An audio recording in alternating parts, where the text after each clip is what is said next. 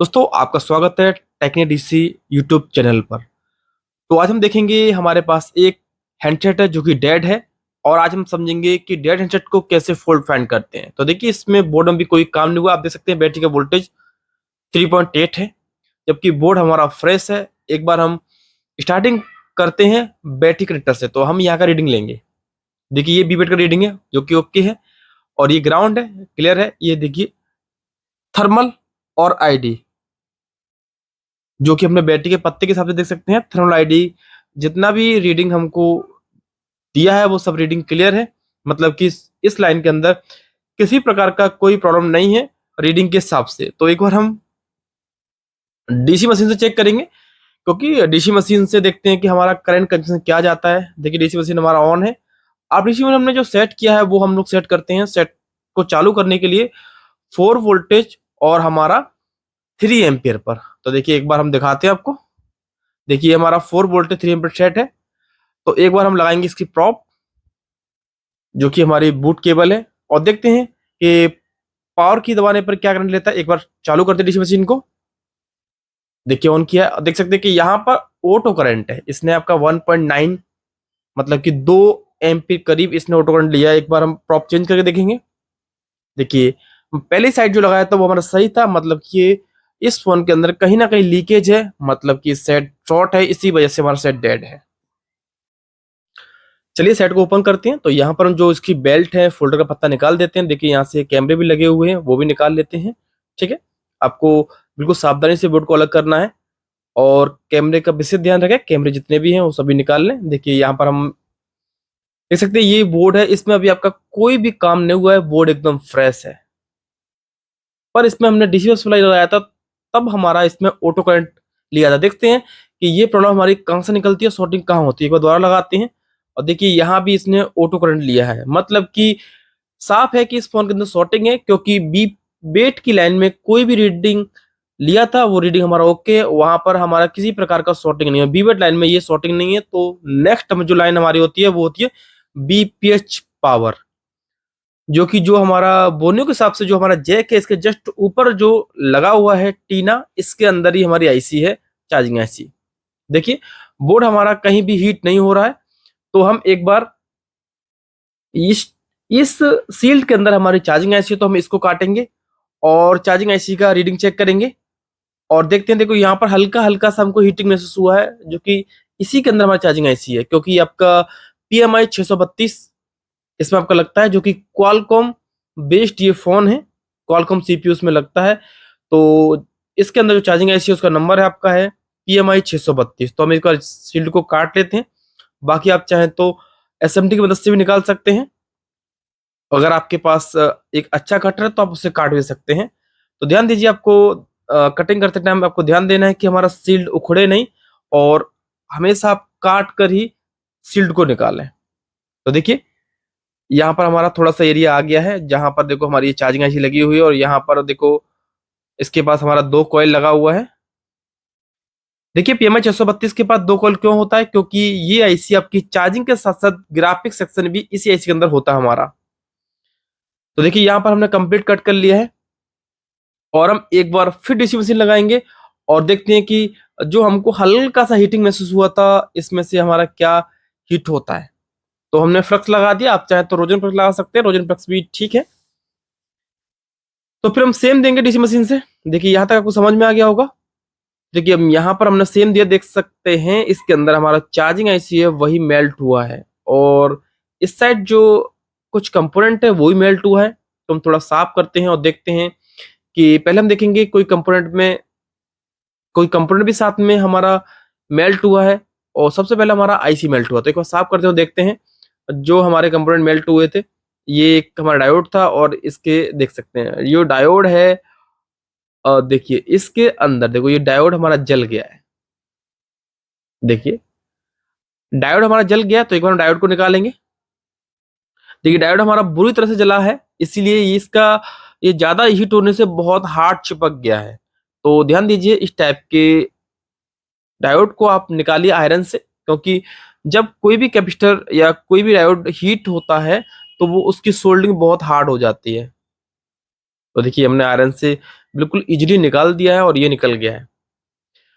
तो मतलब कि हमारा सॉर्टिंग यहाँ पर हटना चाहिए। तो एक बार हम फिर लगाएंगे डीसी पावर सप्लाई और चेक करेंगे अभी सॉर्टिंग हमारा है कि नहीं, क्योंकि जैसे हमने वोल्टेज दिया यहाँ से कैपेसिटर हमारा जो डायोड था वो लीकेज हो गया और हमने डायोड निकाल दिया है। देख सकते हैं कि अभी हमने दोबारा से लगाया तो सेम टू सेम अभी भी इसके अंदर सॉर्टिंग है। अभी देखिए आईसी देख सकते हैं कि देखो यहाँ पर आईसी ने हमारी उंगली पर निशान बना दिया। आईसी हमारा बहुत ज्यादा हीट हो रहा है। आईसी हमारा बहुत ज्यादा हीट हो रहा है, मतलब कि ये हमारा इसके साथ साथ ये आईसी भी हमारा शॉर्ट हो गया है। तो हम एक बार आईसी को निकालते हैं, क्योंकि हमें आईसी को निकालना होगा, क्योंकि आईसी हमारा बहुत ज्यादा हीट हो रहा है। देखा आपने कि हमारी उंगली है, उस उंगली में व्हाइट व्हाइट इसने बहुत ज्यादा हीटिंग से व्हाइट हो गया है। तो हम इसे निकालेंगे। देखिए पीएमआई 632 है। इसके लिए आप ले सकते हैं अपनी एसएमडी में हीट 350 एसएमडी में हीट लीजिए और आप एयर ले सकते हैं 1.5। ठीक है, ध्यान दीजिए क्योंकि जस्ट इसके पीछे सीपीयू है, तो आपको बिल्कुल सावधानी से काम करना होगा। और इसका सीपीयू है वो भी पेस्टेड ही है। आपको एसएमडी को कभी भी रोकना नहीं होगा। अगर आप एसएमडी रोकते हैं तो कहीं ना कहीं सीपीयू हिट लग जाएगी, फिर आपको बाद में सीपीयू भी रिवोल्व करना पड़ सकता है। तो देखिए हमारा हीट हो गया। एक आईसी को हम उठा लेंगे। देखिए आईसी हमने उठा लिया है। अभी देख सकते हैं कि अभी हमारा आईसी निकल गया है, मतलब कि पहले हमारा डायोड शॉर्ट था वो ने उठाया, सेकंड फिर भी शॉर्टिंग था तो हमारा आईसी हिट हुआ। अब हम एक बार चेक करेंगे ऑटो करंट है कि नहीं। देख सकते हैं कि यहाँ पर अभी आपका कोई भी ऑटो करंट नहीं है, मतलब कि शॉर्टिंग हमारा चल जा चुका है। एक बार हम फिर भी बीपीएच पावर लाइन का रीडिंग ले लेंगे, जो कि हमने डायोड निकाला था। डायोड हमारा बीपीएच पावर लाइन का ही है, तो हम एक बार इसका रीडिंग लेंगे। रीडिंग इस पर हमारा कितना है, क्योंकि आईसी निकालने के बाद इस पर रीडिंग होना चाहिए, क्योंकि ये लाइन हमारी पावर आईसी में जाती है तो 300 प्लस रीडिंग हमको मिलना चाहिए। एक बार चेक करते हैं। देखिए एक बार दोबारा चेक करते हैं कि अभी भी इस पर शॉर्टिंग दिखा रहा है, जबकि शॉर्टिंग नहीं दिखाना चाहिए। देख सकते हैं कि अभी भी ये लाइन शॉर्ट है। देखिए पहले हमारा डायोड डायोड गर्म हुआ था, जो कि फॉल्टी हो गया था, वो नहीं निकाला। उसके बाद आईसी भी निकाला क्योंकि आईसी हीट हो रहा था। अब फिर भी इस लाइन में शॉर्टिंग है, अभी भी हमारा बीपीएच पावर लाइन शॉर्ट है। तो देखिए दोस्तों, कभी भी ऐसा केस आता है तो ध्यान दीजिए, आपको स्टेप बाय स्टेप काम करना होता है। जैसे हमने देखो स्टेप बाय स्टेप काम किया। इस साइड शॉर्टिंग हमारा नहीं है, क्योंकि दिखते कि कॉइल हमारा दो लाइन को जोड़ता है। देखो इस साइड शॉर्टिंग है, जो कि ये मेन बीपीएच पावर की लाइन है, जो कि हमारे चार्जिंग आईसी, पावर आईसी, ठीक है, इनसे रिंगर आईसी आपकी। तो हम एक बार वोल्टेज इंजेक्ट करेंगे। वोल्टेज इंजेक्ट किया है। देखिए लगभग हमारा इसी एरिया में कुछ हमको हीटिंग महसूस हुआ है। देखते हैं, दोबारा वोल्टेज देते हैं। देखिए 4 वोल्टेज 5 में जैसे हमने दिया है, देख सकते हैं यहाँ पर जो कैपेसिटर वो इसी पर सबसे पहले हमारा पेस्ट हटा है, जबकि इसके जस्ट नीचे ही डायोड हमारा पहले जल गया था, जो हमने आपको दिखाया था। तो एक बार हम इस कैप को निकालेंगे और देखते हैं कैप को निकालने के बाद हमारा शॉर्टिंग हटता है कि नहीं। अगर कैप को निकालने के बाद शॉर्टिंग हट जाता है, समझिए ये कैपेसिटर भी हमारा शॉर्ट हो गया है, मतलब कि इस फोन के अंदर आपका लीकेज हमारा कई सारी लाइन से हुआ। देखिए यहाँ पर हमने जो लीकेज हुआ था इसने हमारा पूरा 5 एम्पीयर करंट ले लिया, जबकि हम स्टार्टिंग में बीवेट से दे रहे थे कि ये शॉर्ट है हमारा, ये कैपेसिटर हमारा शॉर्ट है, जो कि हमारा बीपीएच पावर लाइन को फिल्टर करता है। तो हमको यहाँ पर कैपेसिटर लगाना होगा। ठीक है, तो यहाँ पर हम किसी बोर्ड से कैपेसिटर लगा सकते हैं। तो यहाँ पर देखिए हमारे पास एक 6 है और सेम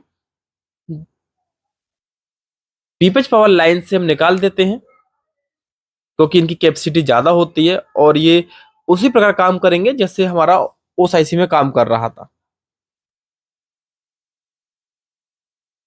तो देखिए हमने कैपेसिटर निकाल लिया है और हम यहाँ पर कैपेसिटर प्लस कॉइल दोनों लगा देंगे, क्योंकि हमारा शॉर्टिंग तो हट गया है।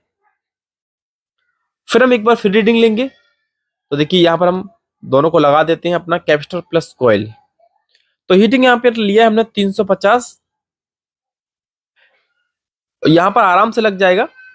ठीक है, तो देखा आपने कि हमारा जो सॉर्टिंग है वो किस तरह से हमने स्टेप बाय स्टेप किया, तो हमने सॉर्टिंग को फाइंड कर पाए कि सॉर्टिंग हमारा यहाँ से निकल के देखते हैं कि कहीं हमारा आईसी भी खराब ना हो गया हो, क्योंकि आईसी हमारा बहुत ज्यादा हीट हो रहा था। तो एक बार हम उसी आईसी को लगा के चेक करेंगे। क्योंकि देखिए आईसी के पैड जो हैं वो अभी खराब नहीं हुए हैं, तो हम आईसी को ऐसे लगा देंगे।